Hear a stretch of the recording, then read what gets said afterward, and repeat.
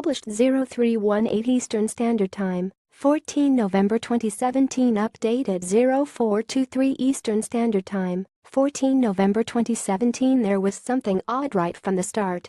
The on-pitch master of ceremonies announced Daniele De Rossis' name in the starting 11, and among the subs, the Roma captain's face adorned the huge LED scoreboards hanging above everyone's heads in both lateral stands not once, but twice.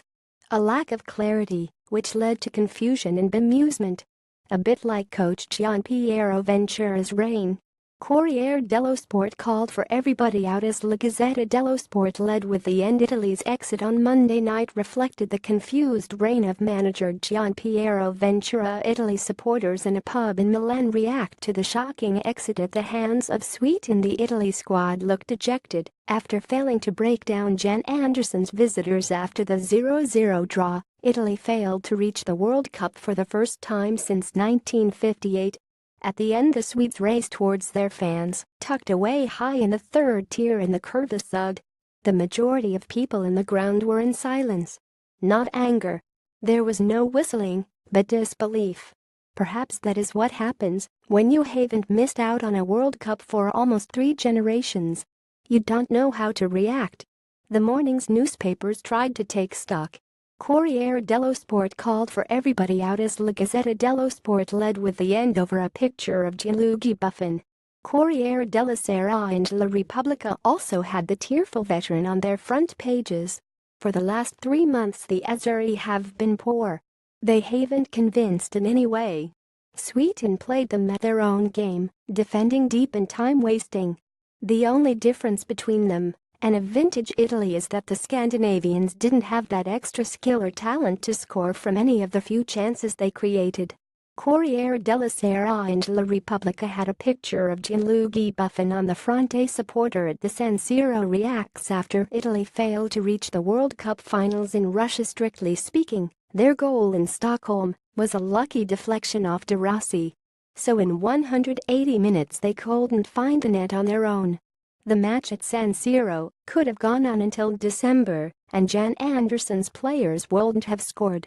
The hosts had the majority of possession and were positive. Jorginho was calm and inventive. Manolo Gabbiadini showed some clever touches.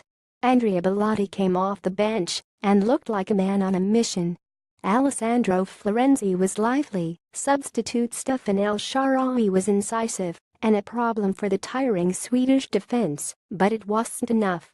The Swedes dropped further and further back, packing the last third of the pitch, resembling bright yellow towers.